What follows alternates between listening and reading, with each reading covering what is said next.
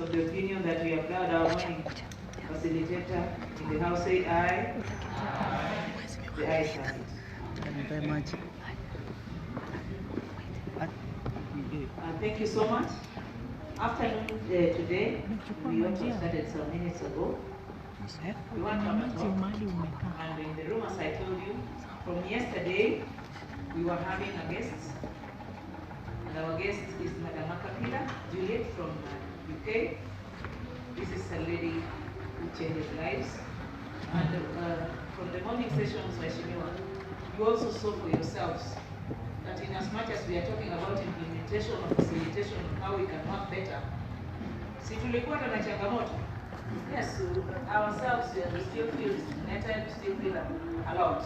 So moving forward, this lady is a community developer, and she changes lives, working together with others. So this afternoon, I want to call the presence of Madam Juliet, please. Madam Juliet, come forward so that introduce you officially. She is here officially. Madam CEO CAF knows that she is here because I called before, I consulted before, we made a ruling. It was okay with CAF that we work in partnership and many partners, and even it is because of the partner that we are here. And for that reason, I'm humble. Feel most welcome. How many people helped me applaud that she's one of us? Thank you so much, Madam Juliet, be part of the meeting. And please take us through a talk of which you have. We are happy that inclusion of persons with disabilities is working well in the United Kingdom, and we saw it for ourselves in a clip in the morning, right? So members, be as attentive as possible, be as positive as possible, and may God take you through even as we discussed today. Thank you. Yes. And before she sits down, first of all, give a round of applause to the chair here, Madam Esther, all the way from the building. What a beautiful welcome. I want to fill this house, please. You know, I want to fill this house. That's the sort of person I am. Haya, niongee Kiswahili ama niongee Kizungu ama nichanganye? Nichanganye. Haya. Asante sana MC Mary Njeri for taking us this morning, and asante sana Lona. Asante sana kunikaribisha katika nchi ambayo niliozaliwa hapa Kenya. Nashukuru sana. Mimi mtoto wenu, nimezaliwa Kenya, nakaa UK, na nawaambia ya kwamba I love to promote disability. I love to promote inclusion. I love to promote the people of Kenya. Magical Kenya, I call it. And I tell you what, never underestimate the power of where you come from. Are you hearing me? Yes. I have lived in UK for over since 1990 something, early years, or 80 something, 1992, I believe, from UK. So half my years have been spent in United Kingdom. But above that, sijasahau Kiswahili. Watu wengine wanakuja Ulaya na wanasema walisahau kuzungumza lugha ya taifa. Mimi si kama huyo. So nataka kuwashukuru kwa kunikaribisha katika kipindi chenu hapa UK, and on behalf of all the MCAs across the whole of the assembly. Congratulations for being elected, all of you. I want to also applaud this forum, because I feel that with this forum you're shaping up the future of the country. And with all the work that I have had from from the Madam Josephine, and of course Madam Honorable Madam Esther, don't underestimate the power of networking. We know the power of networking. So, don't ever fear to speak. Now, I will give you a quick briefing of how I came into knowing about yourself. Last year, 2018, I was in Nakuru. Nilikuwa wapi? Nilikuwa nimekuja tu kutembelea mama. Sawa. Na kumuona nimkaribishe na nimwambie it was a surprise. And as I was sitting down in having a chat with a wonderful person that was sitting next to my table, and that is how the conversation began. So that was around September, October last year, and the chat started from there. Then, as I was listening carefully, what had started from a breakfast morning ended up a chat of championing the persons with disability here in United Kingdom. In Kenya, but further to exchange that in United Kingdom. So we started speaking about the barriers we were facing, and I've been hearing it all, from Madam Josephine, all the way to Madam Esther, all the way to somebody called Honorable Victoria from Kitui, from wherever. So nimesikia majina yenu. Asante kwa hayo, just a small briefing. Now, to see here and just to sit down and to take you through what I have prepared. Before I start, I want us to look at the program that you've been given here and the purpose of the event. And just to retaliate what the MC had brought us this morning, Madam Mary Jerry. And I think she brought us to the picture that there was a pre-summit, I believe, and prior to that, that was extending the issues of persons with disability here, as I picked. And in front of you, you've got the pre-summit conference for legislators with disability. So I don't want it just to be a piece of paper. I want every single person to come out looking at what is being said in this program over here. And thank you so much to all the sponsors over here. So I picked a few notes over here, and I can see that the legislators representing persons with disabilities ought to be adequately, that's page 21, adequately facilitated and resourced to enable them effectively to carry out their representative roles and a mandate, and in particular, through provision of office operation costs and mileage for parliamentary. And this morning, I could hear you discussing some of those issues that you were picking from such matters. So let me now just bring you to also, so I'll leave that with you because I know that all of you will be looking, but I needed to stress the fact that this is what you're all here for, right? So, in order to push forward towards persons with disability, I prepared something briefly for you. And at this juncture, first of all, I'm going to just quickly run through that quickly, and Mary will help me there. So you know my name is Juliet Makapila, I'm based in the United Kingdom, and these slides will also be sent towards you. I'll give them to Madam Esther.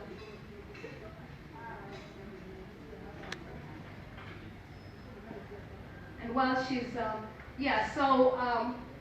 think I picked the wrong colors there as well. I need fitting a bit there. So how do we define disability is a question that I asked. How do we define disability? That is something that I want us to discuss here today. So that is something that I want. And quickly, just quickly, what do you think disability is? Anyone in this room? And feel free, changamke. And the reason I'm setting this question, I want to bring you to how we are looking at disability in Europe. So how do we define disability right now in the 21st century? And as you're thinking about that one, anyone to help me? Yes?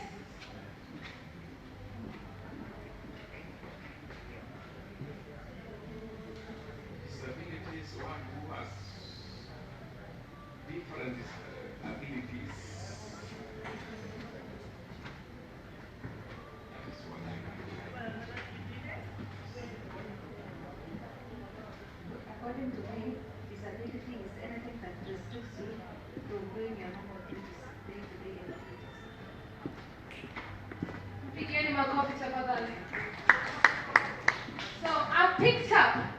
discrimination there, which is according to WHO, and that's the World Health Organization, disability is an umbrella term covering impairment, activities, limitation, and participation restriction. So the next question I set there was, how is disability viewed by society in the 21st century? And that includes both Kenya and United Kingdom. How is disability viewed? Come on, nyinyi ndio champions wa county tafadhali. How is it viewed? Hapa hitebo, mtu mmoja.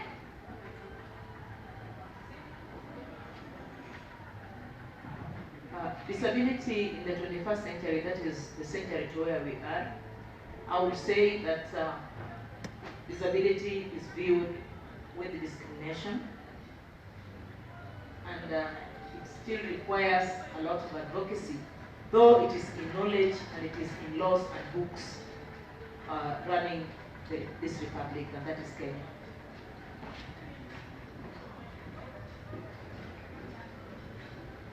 I think disability is viewed in a manner of a kind of a stereotype. Those who are able to be differently, that is their honor. Stigmatization, discrimination, they are viewed in a very different manner how that they can't perform well. But due to the current sensitization, we are trying to come up, and due to the human rights and the Bill of Rights which we have in the Constitution, we are viewed differently, and they think we are persons, but who have different abilities. Thank you. Contrary to the previous belief in the previous century, where people shied away from disability, currently there are people who are viewing disabilities as an opportunity. Therefore, you find many people masquerading as with disabilities, wanting to be, we call them opportunities, yeah? Wanting to register disability as with disability just to gain the benefits that are attached to people with disability. So there are those people that have become opportunists, wanting to pick on disability as their way of maybe getting more benefits or opportunities. Asante sana.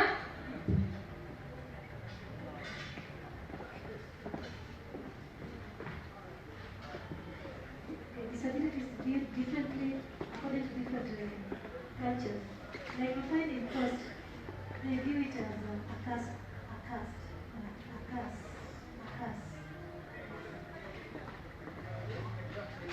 Thank you.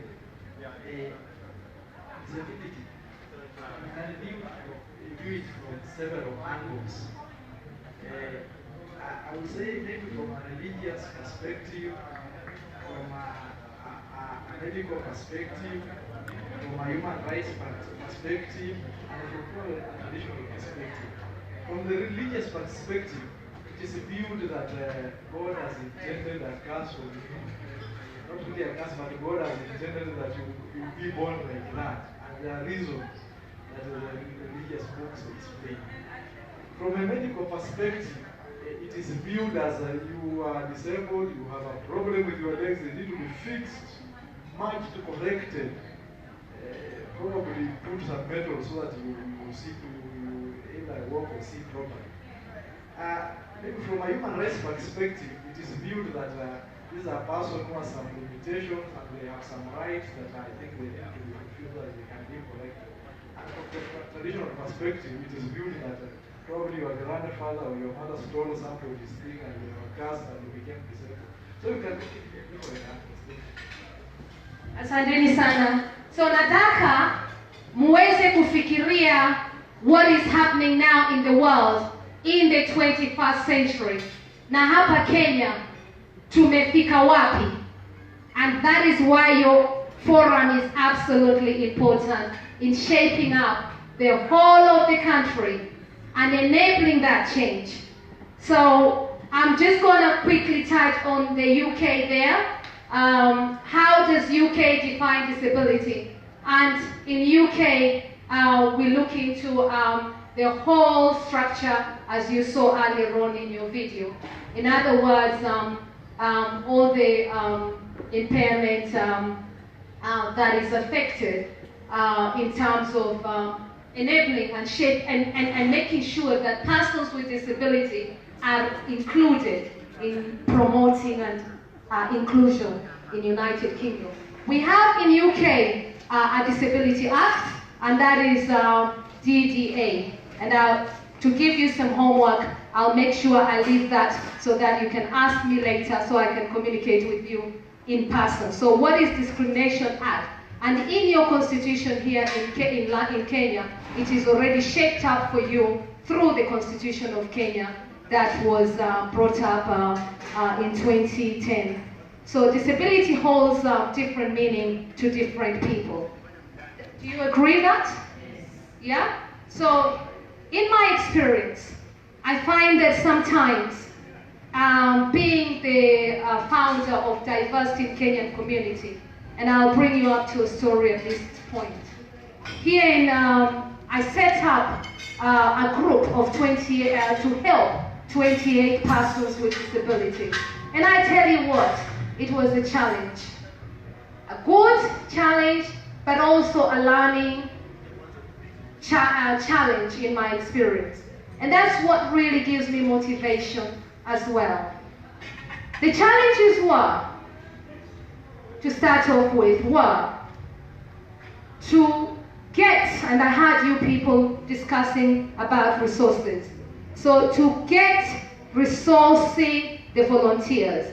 I applaud every single volunteer here in Kenya who has championed the matters of disability. Ebu wapigieni makofi tafadhali.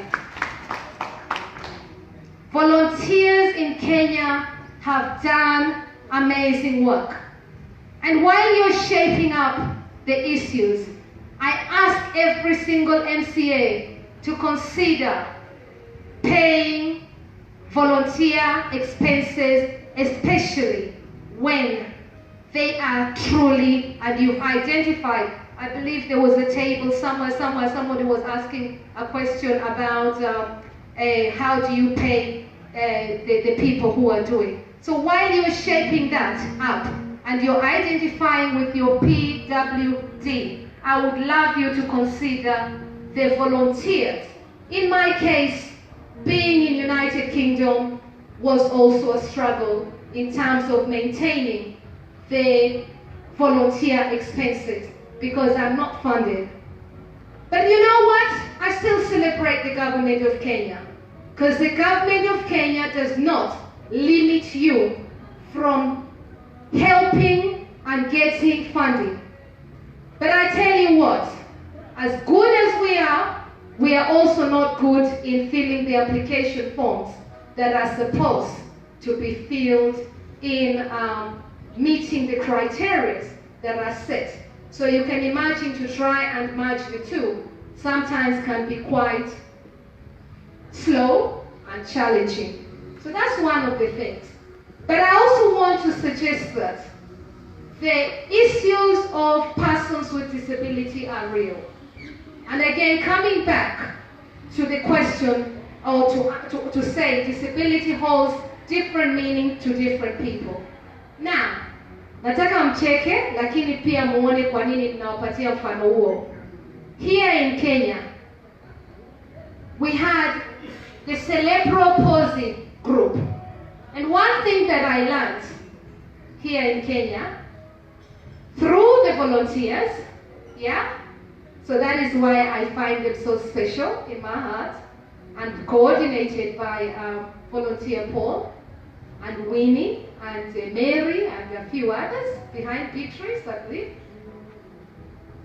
When we came to Nakuru, they have objectives which they would love to achieve, similar to many counties. Many of those opportunities are, they would love to study further, as you would all probably appreciate. They want employment opportunities. They want to have accessibility and good transport systems across the whole country. They want that they are involved in politics, in the economic sector, in the social welfare of their being. Housing situation is limited. Many of the people, some of them have dropped out. So similar cases perhaps across the whole counties. Is that the feel? Is that the feel? So you've got this. Now, I want to suggest that MCAs are the most important people shaping our countries. Mmesikia? Nimesema nini? Because it's in your counties that things are really shaping up. And whatever decisions that you take needs to really be pushed towards helping the livelihoods of the people of Kenya, transforming and shaping the people of Kenya. Ni sawa? I want you to have confidence in speaking and never shying away from any governors, and never shying away from any senators, and never shying away from any MPs, and putting them straight into their duties. Umesikia? Tunazungumza lugha moja? Nataka muwe na confidence ya kuwauliza ni wewe umekuja hapa. And another thing I noticed while I'm in Kenya is out of respect, which is fantastic. But I want us to understand the boundaries in which you are elected as well. Is that okay? So, and form those good relationships. And I think the dynamics and the confusion sometimes is which party do you belong to? Ninazungumza. So kama mimi ni wa Jubilee ama kama mimi ni wa wapi? It doesn't really matter. Nyinyi wote ni wamoja mkishaingia katika serikali. Ni sawa? Right. I'm just saying it so that you are able to feel comfortable in enabling and shaping and improving the livelihoods of the people of Kenya. You are at the forefront of pushing the agenda and persons with disability. Tuko pamoja? So I'm going to go to my next question, and feel free to ask me questions. My next slide. Causes of disability worldwide. Ninazileta zile mlikuwa mnazungumza. Birth, illnesses, and I want us to take the challenge of illnesses because I want to give you an overview of what probably you need to be thinking about in your counties. Arthritis, watu wanazeeka. Watu wanazeeka. Kwa hivyo ugonjwa itakuja ama itakuja. So arthritis becomes a form of. Are you already thinking about such issues in your counties? Diabetes. Ni watu wangapi wamesikia diabetes? Sikiliza, nataka kusikia. Watu wengi. Cancer, ni watu wangapi wamesikia? Stroke. Iko nyingi. Nervous system disorders, epilepsy. Umezisikia wengine wamezaliwa na ugonjwa ya kifafa. In the past, you hear it's witchcraft, you hear it's what? Umesikia? Lakini now in the 21st century we know it's epilepsy. Si ni kweli? Kwa hivyo tunasonga. Alzheimer's and dementia. Kweli ama si kweli? Tukizeeka tunaanza kusahau, hata tukumbuki kulikuja, tunaonyeshwa picha, ndio mnaona nachukua picha pale. Ndio nikikumbuka nakumbuka mwezi huu tariki hii tulikuwa hapa. So snake bites. We live in a tropical country. Many a times we forget that snakes can cause disability. In fact, the trainer who I gave to help me to push things in persons with disability was actually disabled himself. And many thanks to that volunteer. And when he told me his story, he came to me and he said, Madam Juliet, the way I got my disability is through a snake. And nobody identified him while he was a child. And so the poison then caused his form of disability. What does that suggest to me as a social scientist? It suggests to me that if the area was perhaps clean and the grass was cut, such avoidances would have been avoided. Tunazungumza. So it's up to you to make sure that your constituencies pale pamekatwa nyasi, so that we don't have we limit. So I had to mention that. And because I'm also pushing persons with disability in Africa, is also there for that reason. Mental health and depression. You cannot remove the link between the two. Persons with disability. In fact, I'll give you a story last year. Nimefika pale kwetu Njoro, naangalia ma projects, and the persons with the disability akaja. Akaniambia, "Mama, nipe shilingi 200." A person with disability is demanding to ask me, "Nimpe 200." And I can see he's actually in his wheelchair. And I asked him, I'm that type of person who likes accountability. Ni sawa? Nataka uniambie nikikupa hii shilingi yangu 200 utafanyia nini? The person with disability akakasirika juu nimemuuliza hiyo swali. Nimemuuliza nikikupa hii 200, si tuketi chini tukunywe soda. But yet, and I know very well that I put up a center in Njoro for persons with disability. I got a computer for 8, so I got 5 computers for 6 computers in the office, and I wanted access for ICT to improve the whole of Njoro, which is where I put in fact, even my laptop, I just put it in the office. So while I was traveling back to UK, I left it there so that people could benefit to add to whatever. Do you know what disappointed me? Was the factor that persons with disability felt I should pay them to go and study. Now that, are you hearing me?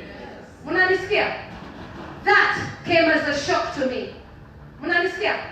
It came as a to me because I could not see how somebody would expect me to force them to go to education.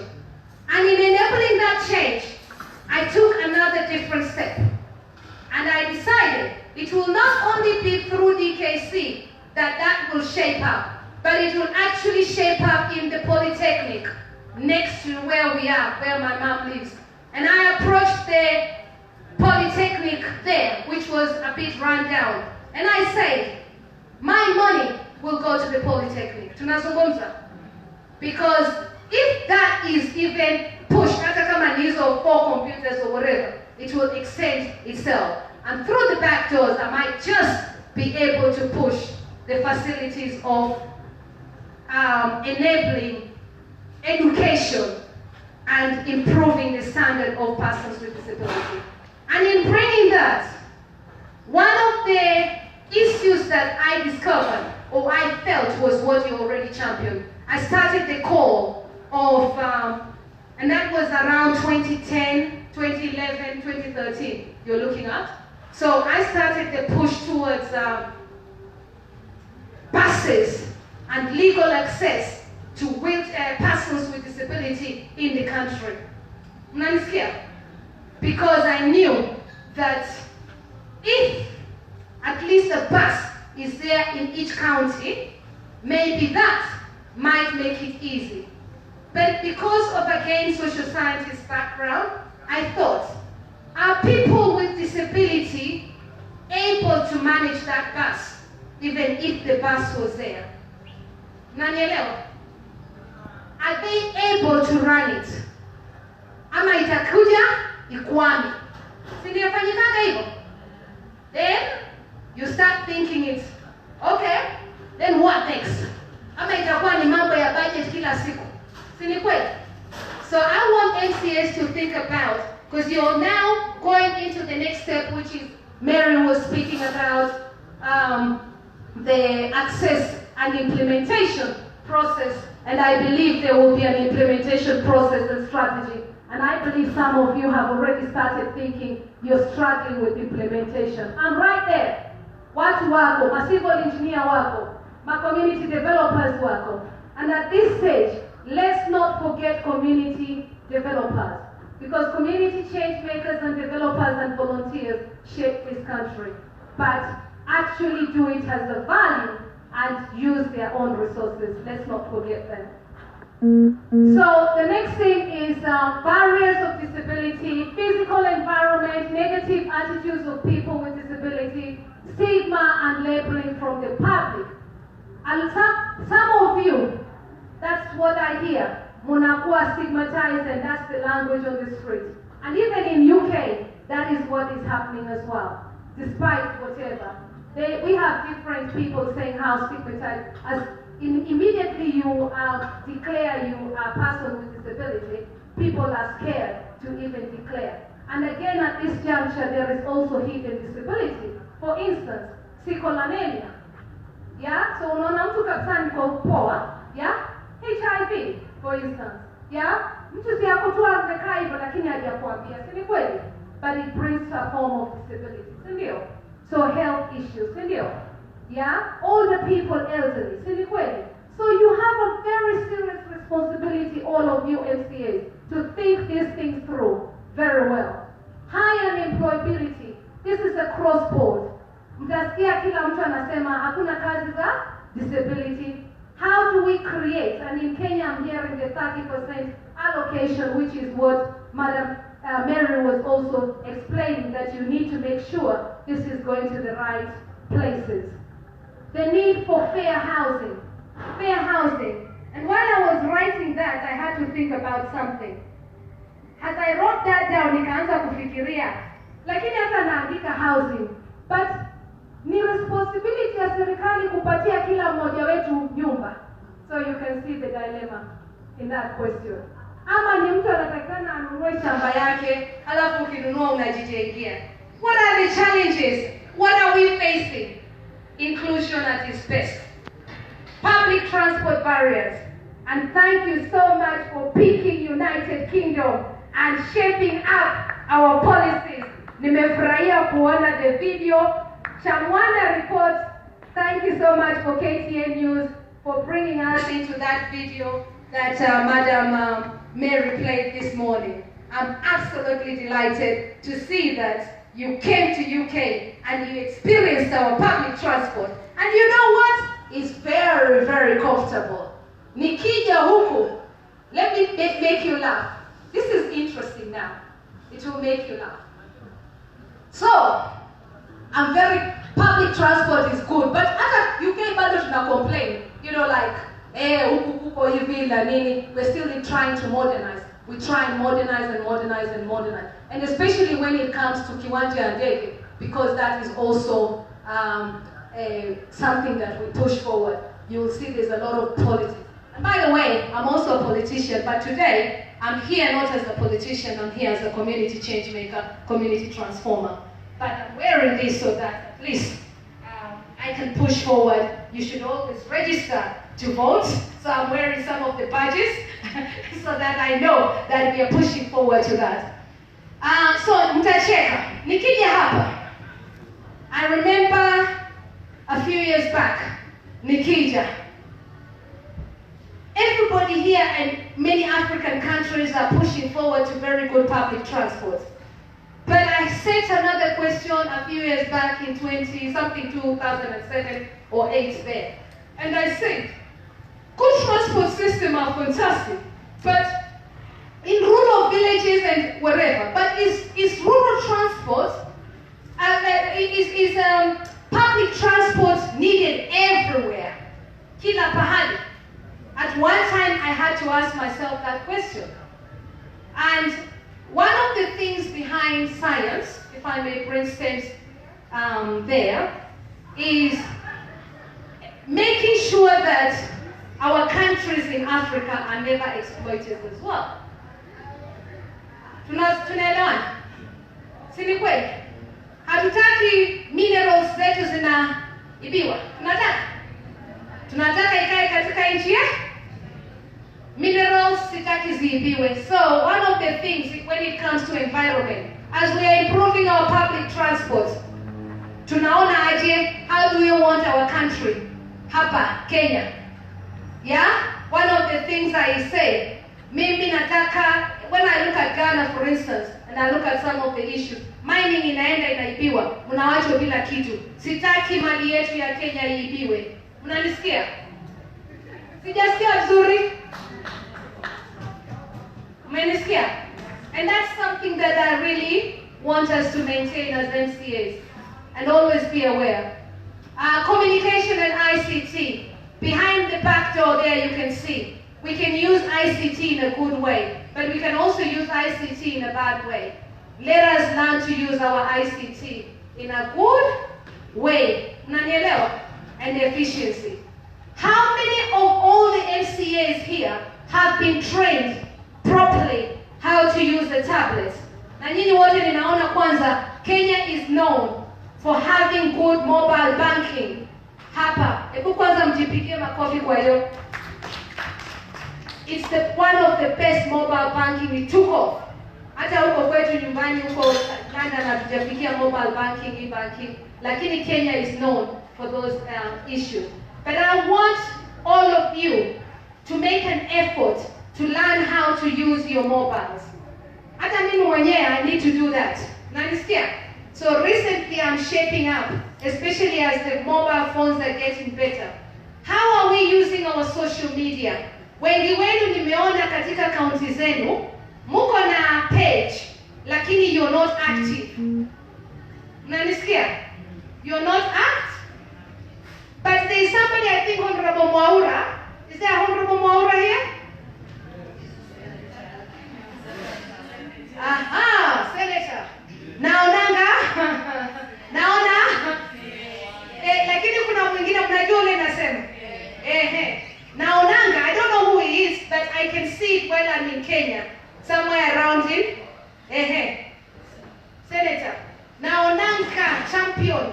Leo nimefanya kazi hii. So in other words, you're identifying where your dilemmas are. And other people are picking. In Migori, we probably need whatever needs is there. In Kitui, we probably need. And the needs are not the same, as you can see.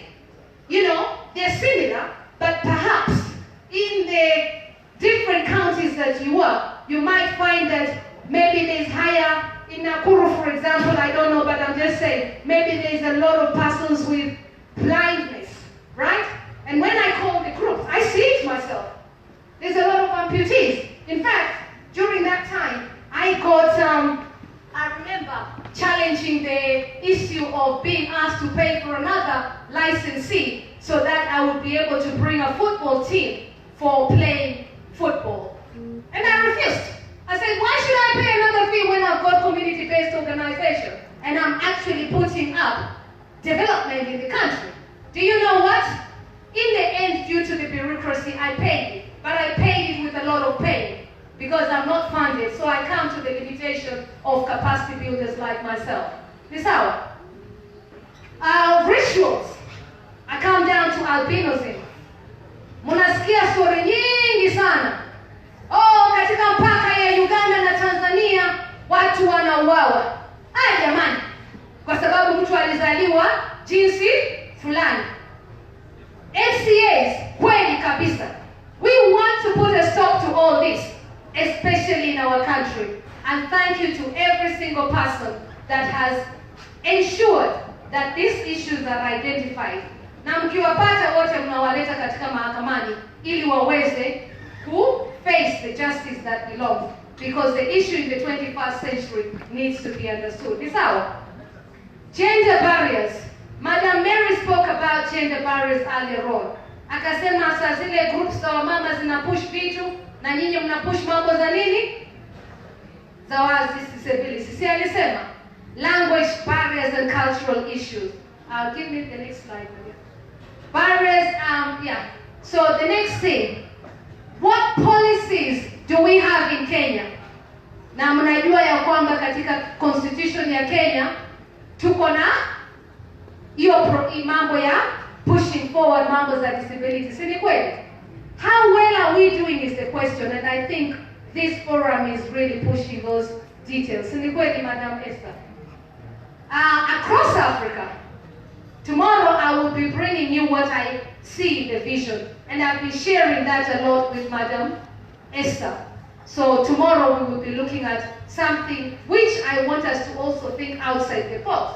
Si ile tu inafanyika hapo katika Kisii ama Migori ama nini, but thinking and generating your own ideas and really shaping and helping that to shape up.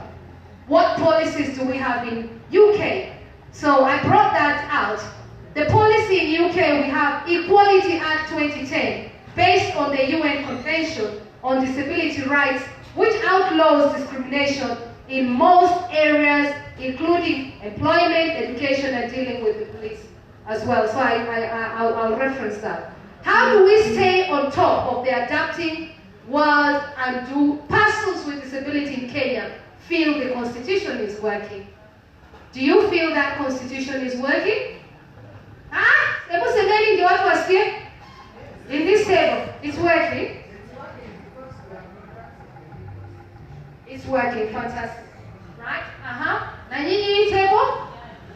It is working. Well done to Kenya government for that. Munasikia aje hii new constitution? It's not working. It's partially working. Mixed. It's 50-50. Unasikia hiyo President Uhuru tunakuambia 50-50, wengine wanasikia vizuri. Haya, mwingine? Partially working. So we need to get it really working. And yourself? We need to implement what we say, because some of the policies that have been put in the new constitution, they are not being implemented. So it is partially working.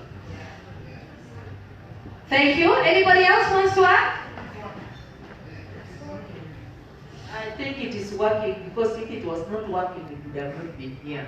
And because it is working, the product, that's why we are here. Thank you so much. I just put that up to give you a sense.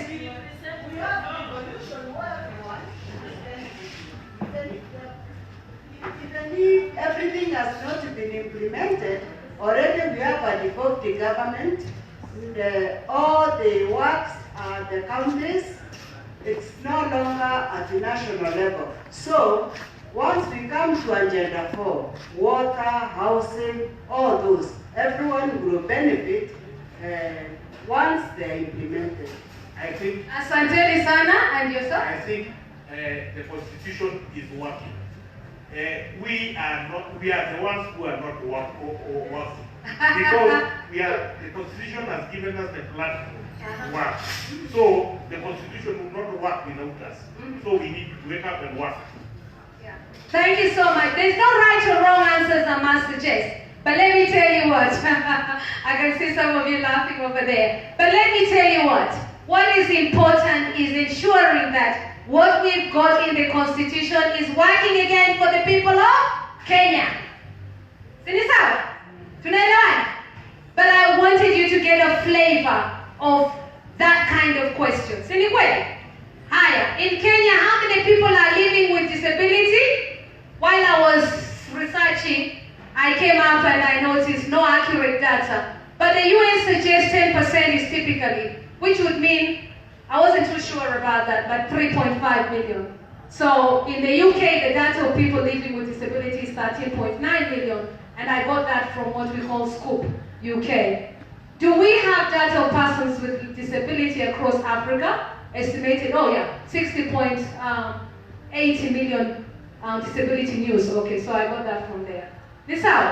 So perhaps having a kind of, and I believe we do have it, but maybe it's not really shared properly.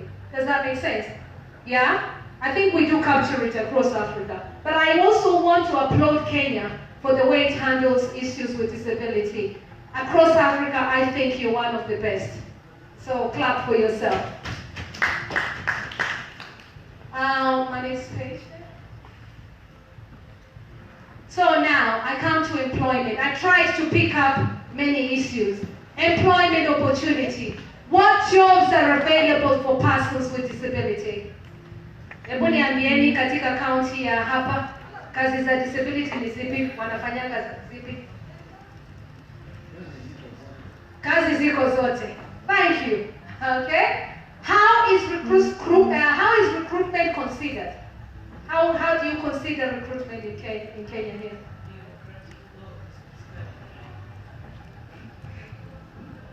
Recruitment is well stipulated in the law of Kenya, but it is bureaucratic on the way it is implemented. Because the law says all the nominative and appointive position, 5% should be left for persons with disabilities. But that is not the actual sense of the ground. And so, while she's speaking there, I'm going to set up a question. Who is responsible for making sure that it's set up? And I want to suggest that it is you, MCAs.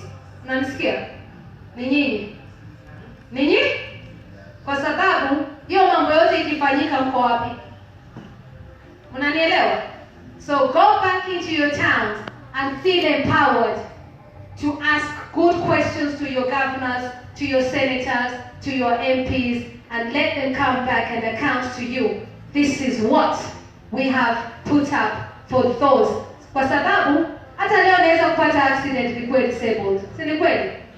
And people are also got, as I said, hidden disabilities. So, how is that well managed? Si ni kweli? So nataka niwapatie tu hizo pointers. In the UK, how do we while you're thinking about that, the next question, which is critical, and I think you spoke about it earlier, how do we support more persons with disability to access work? And I think one of the issues that Madame over here suggested was, what's her name? Yes, Madam? Mandela suggested was, and cleared it with the chair earlier on, was Form 4. Watu wafike Form 4. Ndio dropouts wa wale watu hawajaweza kuenda shule for whatever reason waanze kusoma. Si ni kweli? See, that is a good thing. Yeah? So that's really good to see that. In the UK, what jobs do persons with disability do? And there is also a challenge in the UK. I can say that to you now, because I live there, and we do a lot of work. So one of the things that we push, there's a lot of discrimination, there's a lot of labeling, there's a lot of stereotype. What anaogopa? The same thing that you would perhaps experience is the same mutual feeling that persons with disability would perhaps have. But I think maybe in terms of voicing out to the right people, the fear is less. Is out. Yes, the fear is less, whereby persons with in some groups, you'll have certain things, certain groups, let's say like Diabetes UK, will push forward for making sure that persons with diabetes are heard, or Arthritis UK. And another thing, I want you to also make an effort to use those good sites. Say, for example, cancer. You know, we have the Macmillans. There's a lot of good information in ICT. No need of duplicating efforts in your counties. Because the data is already there. And you can introduce some of those things in your counties. It's out. So I think, and how is the health of the nations of Kenya? How is the health of the nation of Kenya? And that brings in persons with disability. How many people are buying into the National Fund or whatever? Are persons with disability able to meet that effort? Ya kuweza kulipa. Na kama hawana kazi, how is it lessened? MCAs, you need to be thinking about that. Are we seeing more chronic illnesses across Kenya, and why? And I set that out because of sitaki mpate maugonjwa za Europe. Unanisikia? Ama hamjanisikia? Ama mmechoka?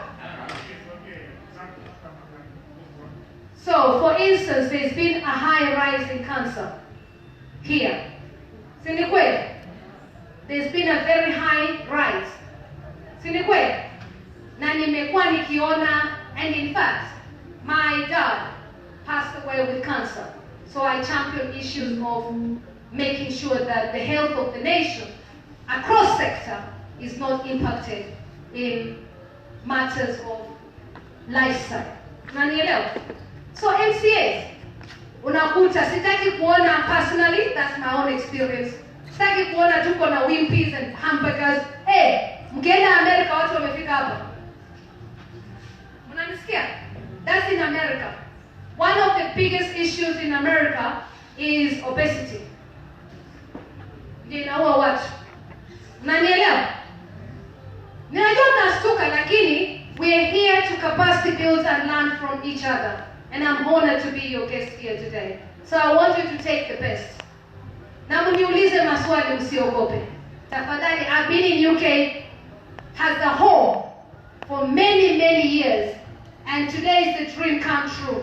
I wanted to meet many of you. And I've met you under one who saw it's God's doing. Nanielewa? Don't lose this opportunity. So I'm asking, health of the nation. And I want to also suggest, perhaps, persons with disability are very healthy in many African countries. How about that? Mshawahi fikiria hiyo? I want to suggest that. Let's start a conversation. People with disability, especially in African countries, yeah, very healthy, more than anybody else. I pose that question. You think it's true? Yeah? What about you? It is true. I personally, let me take for example, the example of myself. It's only that recently that I started feeling getting colds, no? Because before I would not even take any drugs, no? Because nilikuwa tunakaa nikiwa very healthy, kwa sababu ya habit yetu ya kula chakula cha shamba, ya ng'ombe, maziwa na mambo kama hayo. Unaona? Lakini leo unakuta ya kwamba kijana wa miaka 20 anakaa mzee kama babu yake I'm sorry. Come on, give it a round of applause. So we are here as persons with disability, pushing forward for a healthy nation with all the MCAs here in this room. Asanteni kwa hiyo. So we move on to the next recommendation on how people can get better health. Si ni kweli? So kazi ya MCAs, muko na kazi. Mnafikiria tu kwa MCA tu ni kuzungumza tu policy. Kuna kazi nyingi. Na si kupigana. Si mnaona? Ama ninaamsha some certain areas. Si ni kweli? And this one I've just projectively, when we decided this, she had told me 10 minutes. So I quickly added the slides where she said 45 minutes. So next slide. I hope it's making sense. Is it? Okay. So the next thing is, how do we create more employment opportunities for people in Kenya? And that is inclusion. Now in London, I was the Liberal Democrat London Inclusion Champion for the whole of LinkedIn. So politically, I was pushing from my political party. Besides politics, I'm not here for politics, but politically I wanted the whole of London Iwena inclusion. I was not being paid for that because I was in the committee. So everything that we did, I would bring it on the table. The most important thing that I learned from that was making sure that I was in that desk. Because if I'm not in that desk, in Europe we have discrimination, especially when it comes to Africans, kutoka Africa na nini. So you have to be very resilient. Unanisikiliza? And resilient is a good thing for all of you to have. And never give up. I never give up. I will say it and say it and say it and say it mpaka kila mtu asikie aseme, hey mama, umesema tumesikia. It is a good spirit. But in some places in Africa, it might be a little bit, oh, respect me. I want you to have boundaries in terms of, again, making sure that ukiwa nyumbani iko hiyo respect. Lakini tukiwa kwa board meeting, tunataka mambo ya Kenya yaendelee. Mnanisikia? So, pushing there. What are the barriers? What have been dilemmas. Na nilisikia katika groups zenu mlikuwa na dilemmas in different parts from the previous summit. Issues such as accessibility of the hotel or wherever. Now, this is interesting. Whose responsibility is that? The money was there, but the decision of the people who actually made that decision forgot maybe they were dealing with persons with disability. So issues of good management system structures perhaps needs to be checked with yourselves. Si ni kweli? Ndio mna make sure hiyo pesa inakuwa ina used efficiently. Si ni kweli? So more trainings for managers please there. What are the what are the success? And I heard in your various counties, success in, was it Kajiado? Success, you know, you have picked different success things that are working very well in your communities. It's our. Now, it's good that you're all here, and I love this kind of forum, because you're able to share honestly. Don't fear sharing.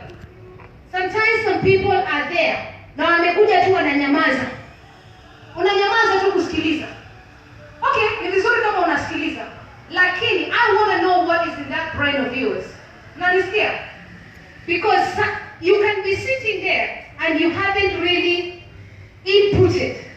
Lakini ukienda huko nje, wewe ndio wa kwanza kucomplain. Na saa zile tulikuwa tumeketi hapa, hukusema. Si ni kweli? So, learn to express your views. Express them. Si ni kweli? I've learned over the years to express my views. Even feelings. You say it. So, at the end of the day, as long as it's not personal attacks. So, for instance, I'll give you a good example. Don't say, Juliet, wewe ni mbaya sana hukufanya kitu fulani. No, you say, Juliet, accessibility of transport haikufanyika. So what are we doing about that? Mnaona tofauti? And I think that would help. Ni sawa? Communication. Si ni kweli? So improving our way of communication. And the next slide, my dear. How well have communities supported persons with disability? How well? That's my next question. How well have communities supported persons with disability?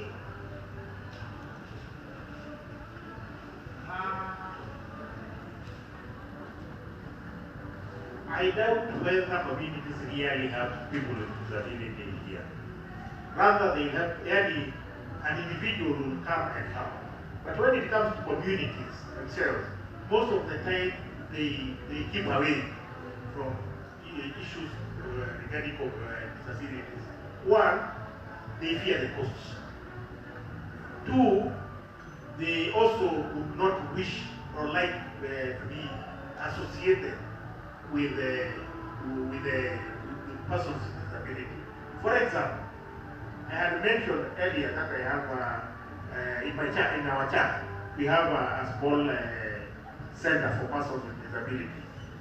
Now, because these children have got to be fed, they have got to be, people would not want to,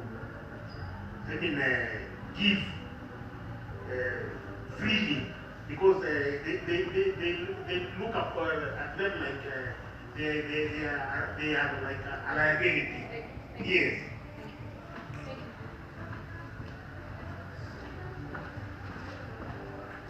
Tafadhali ninaona watu wengine wanaangalia masimu zao, na this is a very important session. Tafadhali. I think I can narrow it down to my ward, whereby some communities have come up with groups, whereby they start income generating activities, whereby they help the people who are living with disability.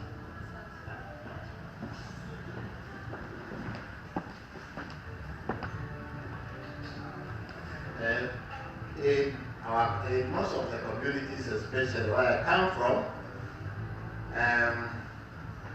Well, they have come up with the groups. The people living with disability have joined groups.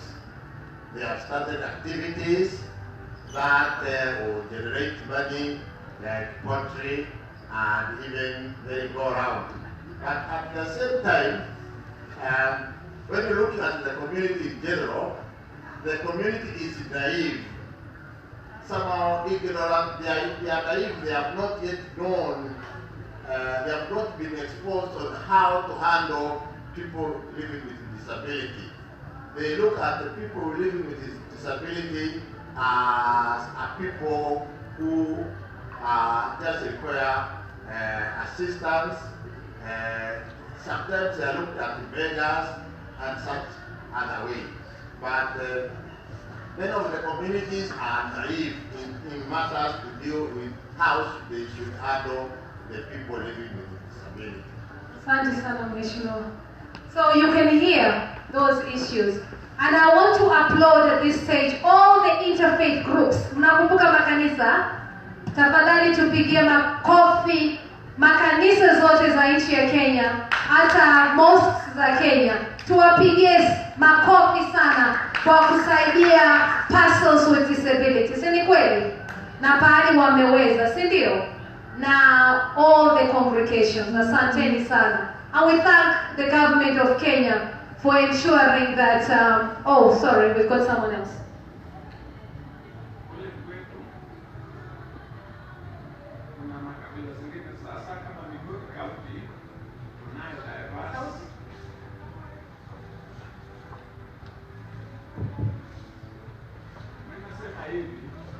Kule Migori tunaye makabila nyingi ambayo yanakaa kaunti yetu. Sasa kuna kabila fulani inaitwa Kuya, wanachukua ulemavu kama caste kwa utajiri.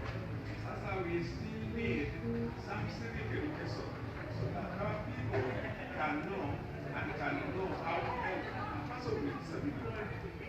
Thank you so much. So we're looking at issues, how well do FCAs and even persons with disability, whichever groups, they create that awareness. And that reminds me to give you a quick story. In London, mnakumbuka wakati tulikuwa na Olympics? Mnakumbuka? Now, one of the things that I personally did through DKC, which is a CBO here, I didn't care whether anybody wanted to know, but tulikuwa na what they call Paralympic Games. Mnazikumbuka? Mulifuatilia? Ni wangapi walifuatilia MCA? If you didn't, from today, mukiona mambo ya disability, tafadhali munafuatilia. Ulifuatilia, tunashukuru Migori.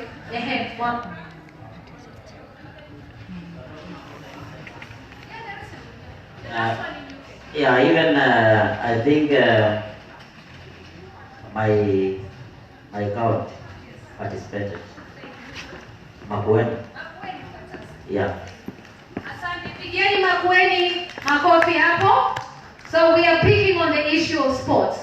Now I want to appreciate the commissioner. Sijui kama bado ndio commissioner, but Gordon, mnamjua wa sports? Gordon Oluoch, commissioner of sports. Nataka kumshukuru. Hebu mpigieni makofi. Mnamwambia hata nilisema hivyo. Immediately nilisikia wanakuja, I decided there is a guy called Simiyu wa sports. Mnamjua Simiyu? Simiyu wa basketball. So Simiyu is related somehow or married to a member of my family somewhere. My sister got in touch with me. Thanks to my sister. Hebu pigeni makofi. Hebu pigeni makofi. Thank you, Penina Makapila. She's got a good hearing. Alinipigia simu akaniambia, Juliet, mimi nataka unisaidie. Nikamuuliza nini tena usinisumbue. Unanisikia? Akaniambia, akiwa ndio unaweza kuwasaidia. Unajua? Unanisikia? There's a conversation happening here. I like to tell my things through stories because then it makes sense. Si ni kweli? So, this is somebody I didn't know. So, disability. And I want to appreciate Simiyu. Hebu pigieni Simiyu makofi. These are real stories. Si ni kweli? Haya, kwanza hebu niambie niko na how many minutes? Mary? Niendelee? Niendelee tu. Haya. So, I want to appreciate Simiyu. Simiyu akaniambia, when Simiyu came with a small group kutoka hapa. Walikuja na what they call, mnajua tuko na team ya, not through the government. So mnakumbuka Paralympics iko na, they put up a website. Sasa kutoka UK, so mnakumbuka? So uko na wale wameshinda, hiyo ni national teams zimeshinda. Unanielewa? And through that I was pushing sports as well. Si ni sawa? Lakini sasa hao wakaja na group ingine ilikuwa nafikiri inaitwa Andes or something like that. A small, really, you could say a very small charity. Ni sawa? And so they got some kind of funding championing for 3 or 4 of them to come to UK. So pigeni hiyo nini, the community, because it helps. And what they did in Regent's Park, wakaja wakabeba, si mnakumbuka zile torch bearers. Mnaziona torch bearers? Zile walitembea. Now they were the first. Wakatembea kutoka Regent's Park yote. Okay. Wakatembea katika Regent's Park yote. Yeah? So walipotembea katika Regent's Park yote, pale, I was there and we managed to get the support through the Commissioner Oluoch. That is why that story was really important. And it's important to connect it all. Si ni kweli? Ili tunakuwa efficient. Si ni kweli? So, asanteni. So remember those stories really create your units. Ni sawa? So my next slide, we're running out of time. So so now we come. Earlier on we saw the buses of London. And I'm glad I captured that. Because London buses are red. We've got the good public transport. Now this is the YouTube. Here. Tuko na YouTube hapa. Pole, hapo hizo. Alafu hizo zingine ni trunks. We call them trunks. So all you do is, okay, now when you're building transport system here, I don't want you to make mistakes like some of the mistakes Europe has made. Mnanisikia? So while you're thinking about your transport system, it's not that in all the all the YouTubes, tunaziita YouTube, since YouTube zote ziko na accessibility za disability. Mnanisikia? So while you're busy building your new ones here, ensure that while they're building yours here in Kenya, zote ziwe na disability access. Kwa sababu hizo zilijengwa zamani. Si ni kweli? Mnanisikia? So remember that that's a real important issue for you to consider. Kwa sababu kwingine kuko, so mkiangalia YouTube map, mtaona pahali tu mnaweza kwenda. Mnanielewa? And I champion those issues even in UK. Okay, so we've got the London buses, which is the red buses, London Overground, and then Overground. And as you heard earlier on, phobia. Wengine wako na phobia, so most of them will use Overground. Sawa? Okay, my next page, as we come to the end. And how is our grass looked after Kenya? I mentioned that earlier. Does this maintain well, and how do we create employment in this sector? I'm setting up a question. And my next slide. How well are we this is a very big question for all of you. How well are we prepared for old age as people are living longer?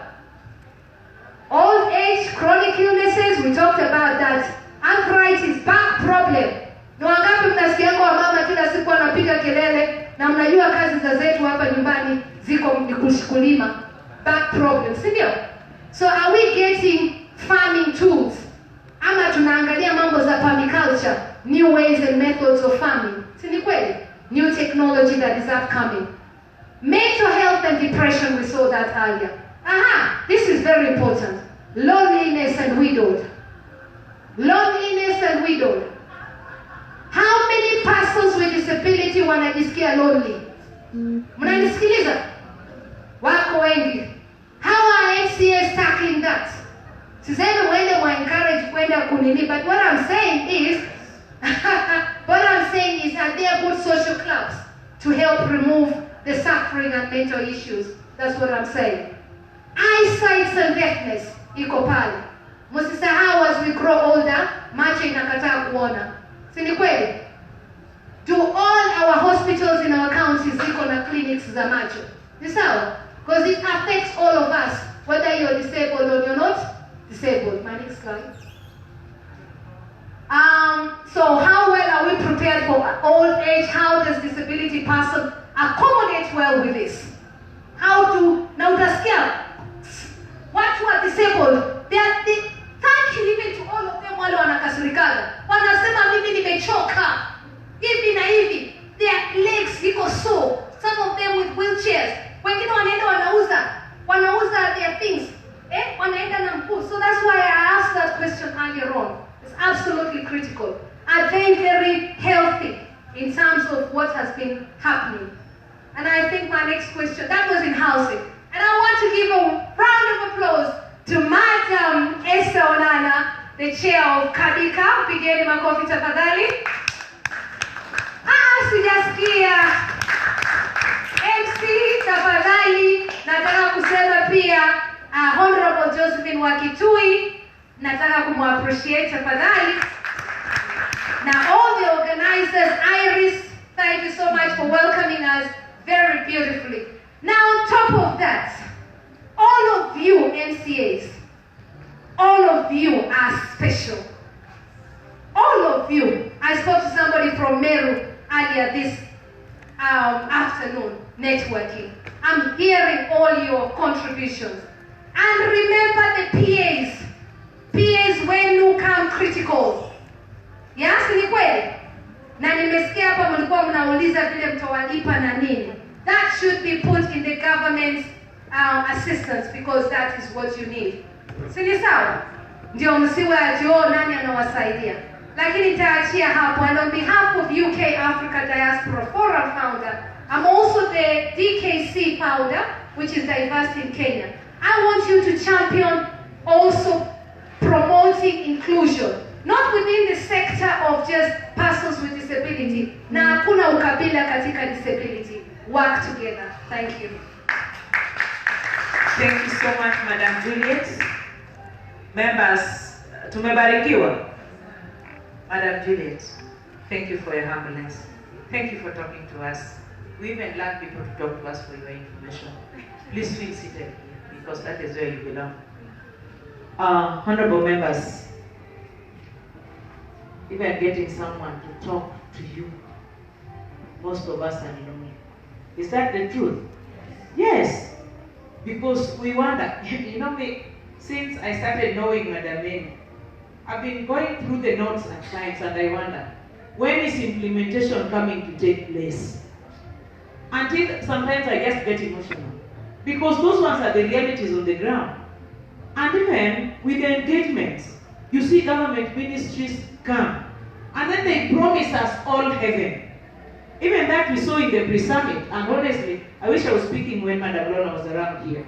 We were promised a lot of things. I remember some kusikia ukule Kisumu. And when time came, I tell you, even me calling the departments, the government state officers, calling them to confirm, when you talked about the president's Big Four agenda, where have you put us because we want to know, I want to share. It was like, oh, Mheshimiwa, you know, you need to book an appointment and come and then others I even press and say, please, if this call is an ambush, then please allow me call you tomorrow so that you give me something substantive. So moving forward, members, we have talked a lot. You've not even seen me post anything on the wall. Just because I have not been given something to touch. But Madam Mary told us in the morning that at least we are starting. I want to thank God for my friend Juliet. Because as we so engage nationally here, we are also finding a way of getting out. Si mnaona members tukienda London? Yes, the few of us who went to London, those ones were few. We are getting to London. If you think we are not going, please just go and start praying about it. we have got partners. Partners are here. We will have partners who will take us out and we'll go and stay and learn and know. So that ukisimama assembly, even if it is 30 years, the way one honorable member was saying when the clip was played, please let something happen, even a bicycle which is disability accessible. You will count during your era. So that you even make your own house. I was whispering to Mheshimiwa Makabongo that it took my plan 7,000 from the ministry, from the Department of Planning. I took my house. I only borrowed from a cousin a design of a house.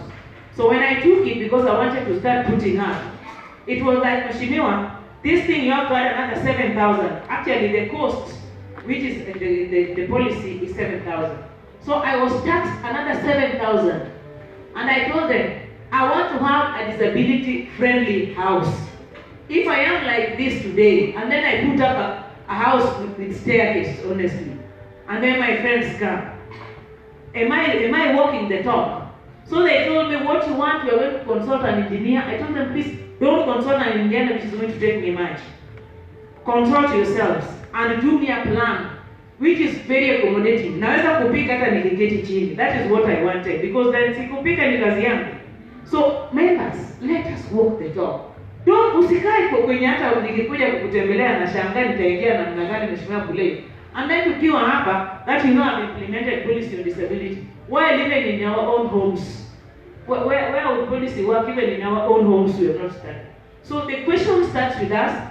Those are two major issues that came from Consultant Mary and has come from Madam Julia. That is why I'm emphasizing. So moving forward, the day is gone. It is almost, I think, some 40 minutes past 4, and honorable members na jamii ya Nairobi ndio inatufanya hata tupende kuja Nairobi. Nairobi iko na mambo yake. So before we even close, allow us close, and please members, let us be here tomorrow as early as possible, because we have got this part of afternoon session that has been overtaken by our eating lunch and even us being late in the morning.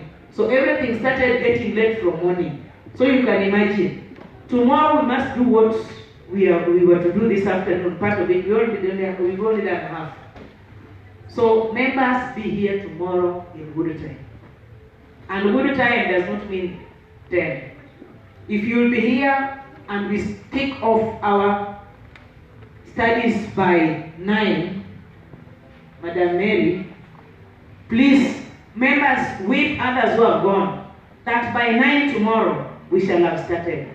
So even if I am late, please start, because I will not control, because we are here for a purpose and we have to take what is meant for us. Many of the opinions say that we are meeting here tomorrow at 9 a.m. Say aye. Aye. Members of the contrary opinion say nay. So the ayes have it. That is parliamentary. So even if I had 2 ayes, please come. Tomorrow at 9, Madam Facilitator, please stay awake. Tomorrow at 9 we are starting. Even without my presence, we will start. Thank you so much. Otherwise, unless there is something which is emerging.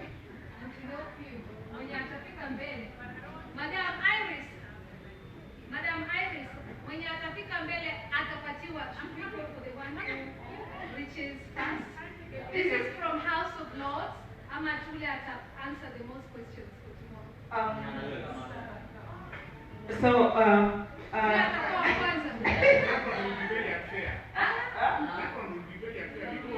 Both of you probably are just around okay? And some of us are coming from very far away from Nairobi, yeah. So we have a gift from the House of Lords. We have a gift from the. This is somebody who gave me this. I bought it maybe. Sorry, this one I bought. But I just felt to inspire you all. I want you to decide, how will we give this present to somebody in this house? So for tomorrow. So we will think. We will think. And members, you will open a forum in the night so that we think, who is this best one who is carrying a gift?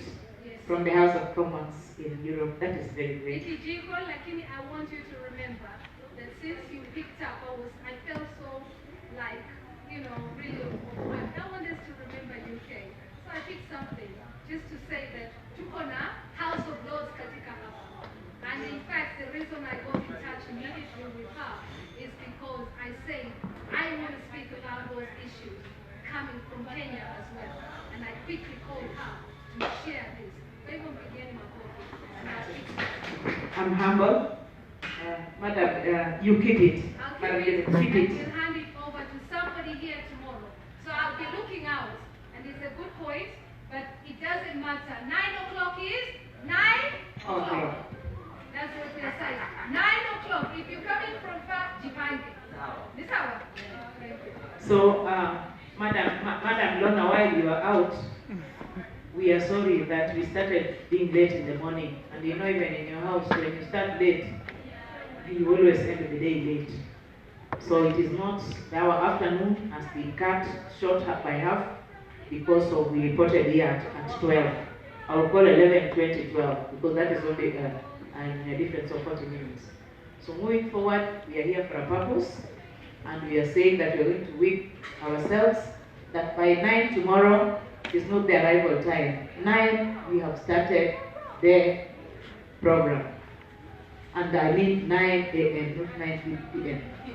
So please be utupange vizuri so that by 9 the program starts. I have said earlier, even if I'm not there, because I'm a human being, I'm weak also.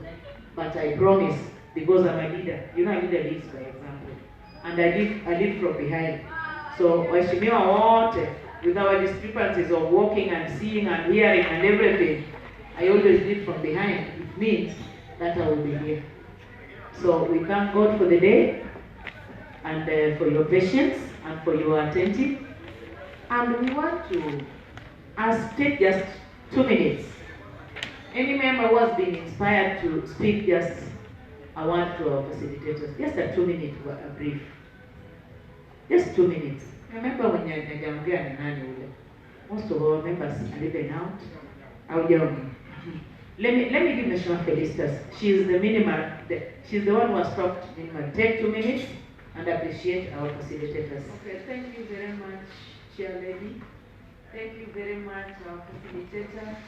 We have really enjoyed you, and I wish we were the way you are, the way you are talking. If we can get that motivation and we talk the way we talk, I believe we are going to succeed in most of the things we are doing in Kenya.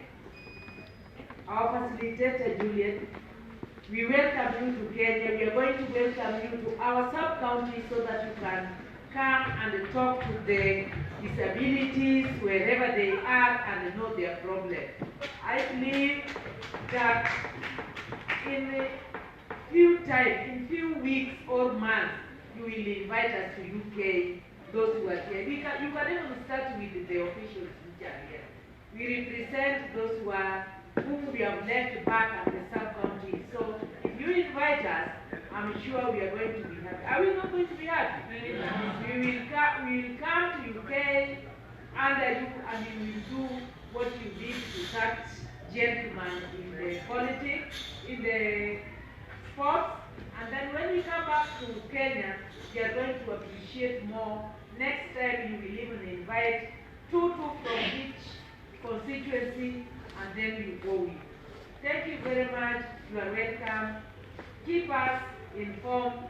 We are going to call you. Remember, even if you go back to UK, remember the disabilities in Kenya so that you can run at the same time at the park. You can even be there spiritually. Thank you very much. Thank you very much, everybody who has taken this on her time to be here and to get the good news we have got. Otherwise, thank you very much. We hope we meet tomorrow at 9. Not at 9. I was a little sensitive, and I wanted Mheshimiwa Badana from Tana River to pray for us, but it's gone out. When we are mixed Christian and Muslims, then we have to recognize that all of us are members in the house. and because we are missing Mheshimiwa Godana, I know honorable members are even consulted on board, who is taking us, who is putting our lives into the hands of Jehovah God so that we are kept safe. Mheshimiwa Seka. You know, Mheshimiwa Seka is our MGC representative. That is his name. Mheshimiwa, tangu tukuchague jana bwana na asubuhi haukuwa. 1 minute word bwana. Tell us something and then you pray for us. 1 minute. You missed a lot in the morning.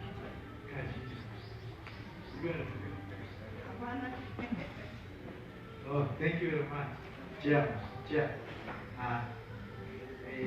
Come, honorable colleagues, and other people in the room. My name is Aseka MCA Kakamega. You realize that the room is not full, and the room is half full of what we are supposed to be, because I think there must have been an error by CAF, because most county assemblies haven't gotten the invitation for today and tomorrow's meeting. Most of us got the invitation for the ground meeting yesterday, but for today and tomorrow we haven't, including myself in Kakamega. That is why I was asking on WhatsApp which meeting is in Safari. And so I came by invitation of WhatsApp colleagues on the group. But I'm sure that is something that we'll look at next time. Allow me to thank you. I was not there in the morning. I came in the afternoon because of the same reasons. But allow me to thank you for our facilitators. Jerry, we know her very well. I work with her. She's a lady we love, appreciate, we admire. I wish something happened since we have met when all of us were 18. Then I think we might have been late, especially for things of the second. But it's a lady we highly appreciate. Both our facilitators and my sister, was facilitator this afternoon, Miss Mahabila, thank you very much. You've spoken well. We have learned a lot from you. The examples comparatively, the UK and Kenya, we have realized that there are similarities and there are differences, but wholly UK are ahead of us. I'm sure with your presence in future, we should be striving to ensure that the people we serve, the very PWDs we serve in the villages and towns, should be able to benefit from our legislative agendas. The other thing is that colleagues, you remember yesterday we identified a gap in the new CAF constitution, and in NEC we realized that we are likely not to have a representative in the NEC other than the NGC. And the petition has already been drafted. It was done yesterday by a lady called Regina from CAF, and she told me that she would share with my chair, Madam Monana, so that Madam Monana can sign and even send to the group so that it is acted upon quite fast before the election. Because when we go there with that petition a day to election, we told we are late, and that will be reasonable. So we have to act as fast as we can. The other thing, honorable colleagues, as we go away and probably see each other tomorrow, let us try to keep time. For those of us who got the invitations are in Nairobi, let us not come at 11. Let us try to come early.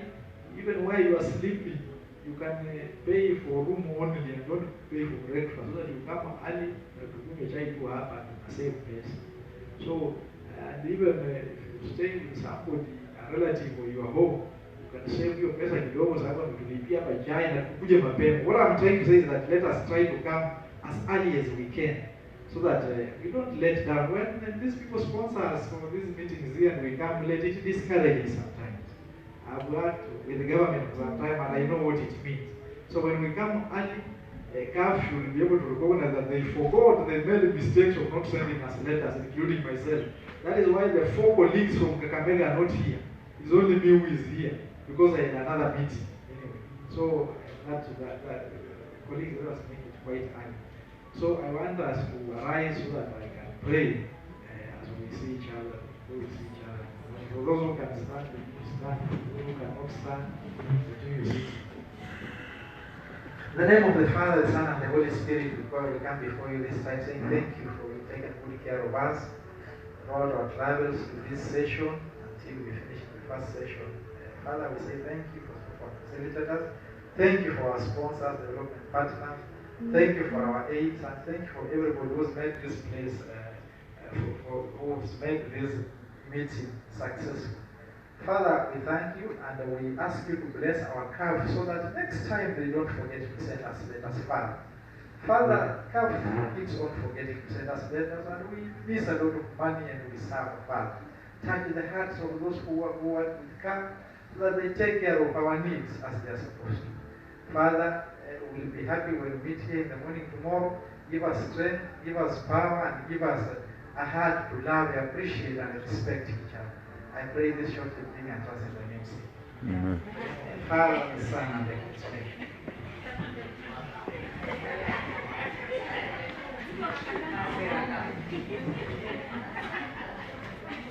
And as Mheshimiwa finishes that, can I applaud Madam Esther once again? Hebu mpigeni makofi. Haya, tufanyeni ya hip hip. Hip hip ya kwanza. Ya kwanza. Haya, tufanye na mguu basi. Ya kwanza. Ya pili. Na tupigie makofi our MC Mary Jerry tafadhali. Na Lona. Na ya Iris. Na ya wale watu wametufili pia hapa Safaricom. Hapa Safaricom. Hapa Safari Park Hotel. And we thank you all. Bless you, all of you. Thank you.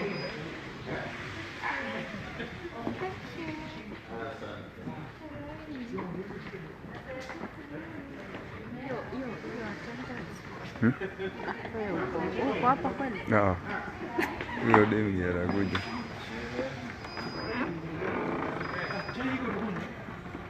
Unakunywa chai, unakula snacks, unaenda kulala. Na kuna huko pesa bwana.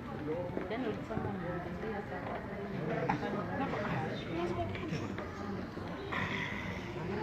Tajiri kama mimi. Hata tuaje hivi. I'm a man of means. I'm a man of means. That's why you want to show yourself that you are I'm equal to the task.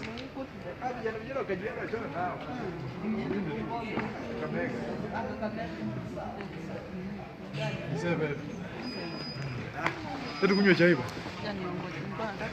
And I tell you what a lovely day today. It's been absolutely brilliant. Those watching from UK, I acknowledge you, all of you. And thank you so much. Should I say disability inclusion? And of course, the Chamwanda report. We love you, we love all the MCAs.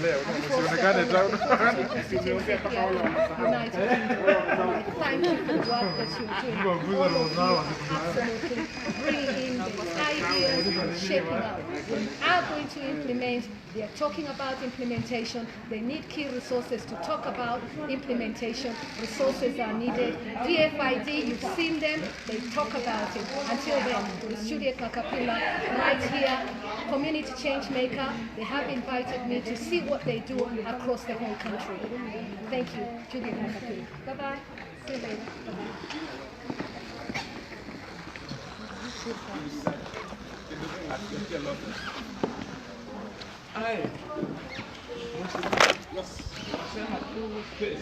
Julia, Ewart, many thanks for coming on board. Jega George, asante sana. Efri, asante. Umefurahia hapa? Asante sana, tumefurahia. Sema something, ongea, watu wakusikie.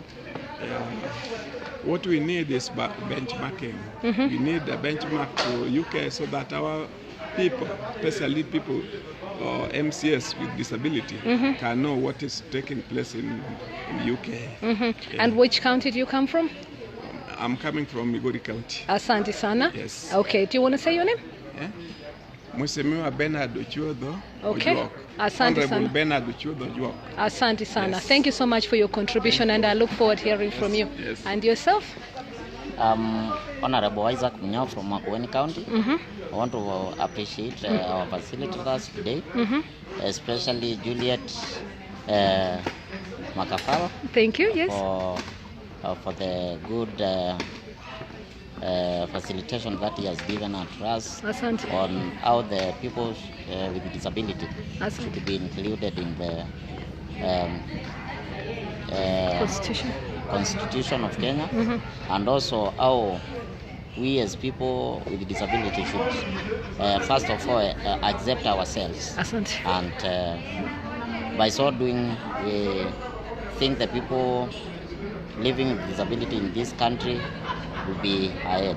Asante. Thank you. Thank you so much, and thank you so much for all the input, and I look forward for more tomorrow. Thank you. I'll definitely give you my number thank you. later. Thank you. And I'll come to Makueni if you invite me. Put some money for that. Thank you. Asante. Okay.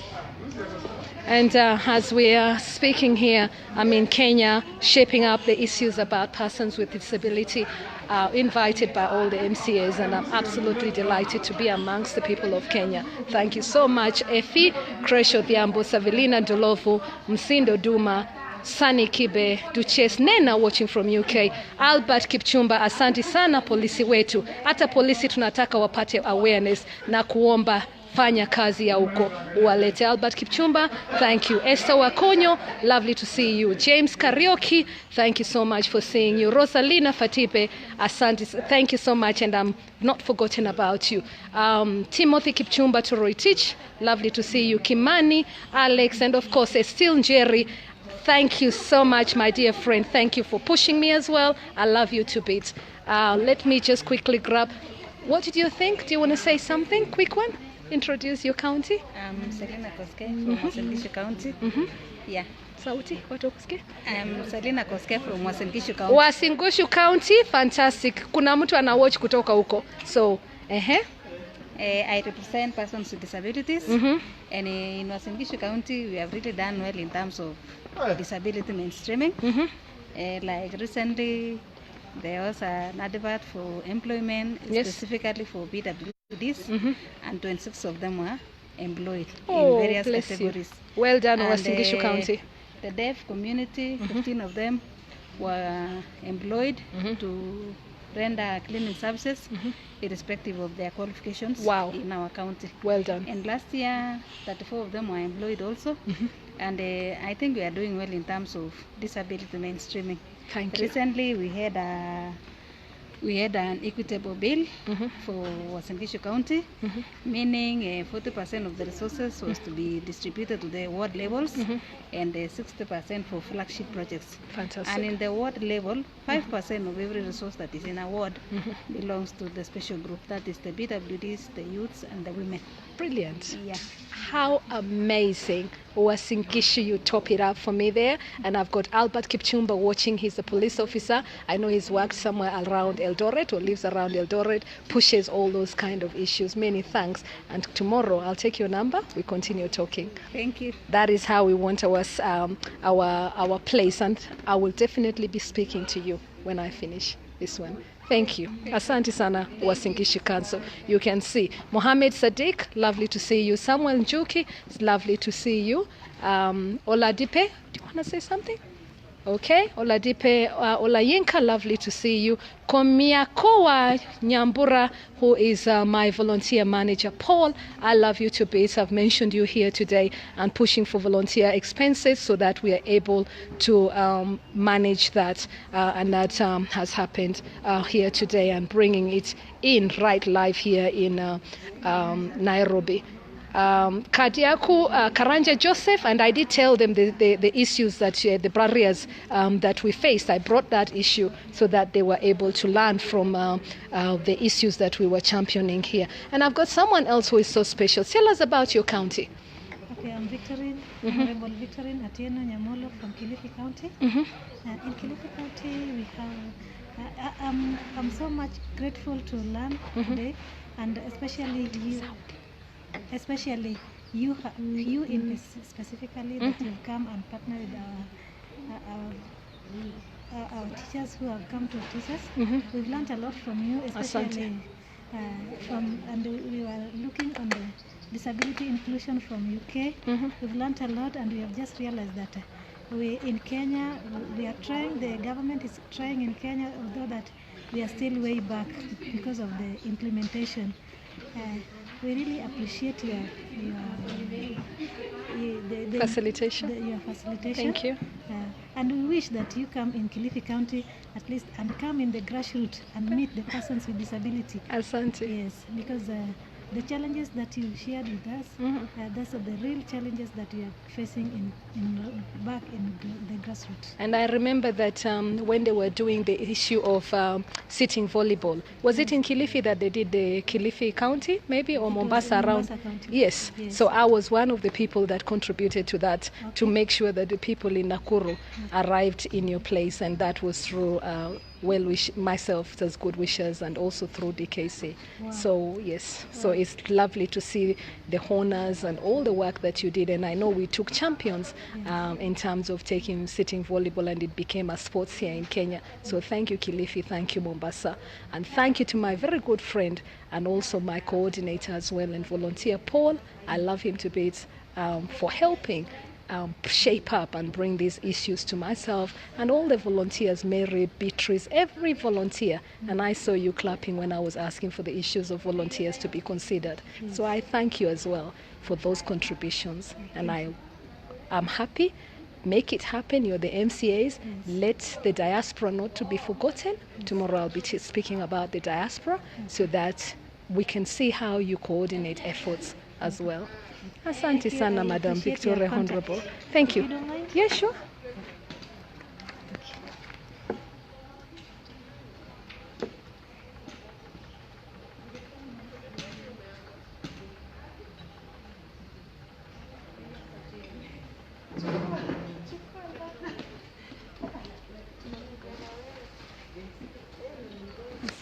Tutaonana kesho. Yeah. Juliet. I can find you in WhatsApp with this. Yes. What about if let you're me in put UK? it if I'm in UK. Yeah.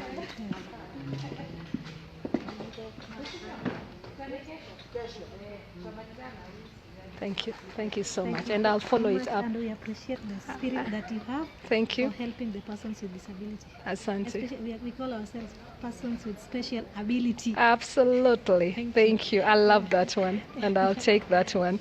I love it. Asanteni sana kwa kunikaribisha nyinyi nyote katika constituency zenu, na tutazidi kuzungumza ili mambo hayo yote yaweze kuwa implemented, na tutapush, but let's not forget the community developers as well. And I thank all of you MCAs for enabling this to shape up. Many thanks. Kadiato Samasa Sese, thank you. Emily Wanjiro, my dear wonderful sports coach. I spoke about sports earlier, and of course I spoke about volunteering and the issues that it brings as well. Still, Jerry Duncan, lovely to have seen you. Matt Mutuku, karibu. Maureen Mahapila, asante sana. Helen Atim, thank you so much for your support always for Women Make Change. And of course, Emily Wanjiro, I'm delighted you're watching this, and if you're around, let's meet up, please. Michael Ayonkule Odetola, I hope we'll take this to Nigeria as well. Somebody's pushing that towards Nigeria. Also, Kibet Kitoni, lovely to see you. Martin Koyabe, asante sana, niko hapa Kenya, pushing the matters of disability, all the MCAs over here. Tony, Tom Tukumbo, lovely to see you. My cousin Esther Kanyo, asante sana kuwa hapa na sisi, and I know the issues that you're dealing in Kibera, so all those issues. Peter Bray, lovely to see you. And as we come towards the end of this session, El Muruli, it's lovely to see you. Okpong, lovely to see you. Bani Abu, Changemaker as well, lovely to see you. Eunice M. Wafula, lovely to see you. Denish, who is now the Parliamentary EU. Here I've spoken, you can see I've got the EU thingy over here. Tomorrow I'll be speaking about what changes should they be thinking about in Brexit issues and stuff like that. We ask you to remember Commonwealth as well. So it's lovely to see you. Sharif Abdallah, lovely to see you. Thank you so much to my own great comrade Olayomuki Koiki. Please help me share this video. I love you for watching here today in Nairobi, right down at Safari Hotel here in Kenya, and this is a good venue for accessibility, so we chose this one here. Joseph Njogu Mwai, Abala Wanga Darrell model, lovely to all of you. See you. And of course, Manila Holly. And every single person, if I've forgotten you, please bear with me. But I love you all. My battery is going down. Until then, please watch us tomorrow. Tomorrow I'll be bringing in another topic, and I will tweet. I'll put that up later on. And on behalf of every single person who has watched, let me grab her. Okay. On behalf of every single person and on behalf of the Republic of Kenya, we thank our Constitution for including persons with disability. And of course, we thank the Republic, the President as well, for the pillars that he has put through. Thank you so much to the USID and all the sponsors and the people who organize this event. We love you all. See you later. We're pushing issues and inclusion for persons with disability right abroad Kenya, right down to all the constituencies across Kenya. Juliet Makapila, HANM 1000, HANM 1000. Bye-bye for now, and I love you all, and thank you also for watching from wherever in the world you are in. I want you to share these issues and promote inclusion for persons with disability. Until then, it's you in the spirit of making a better world. It's within us all. And speak soon. And thank you. Bye-bye.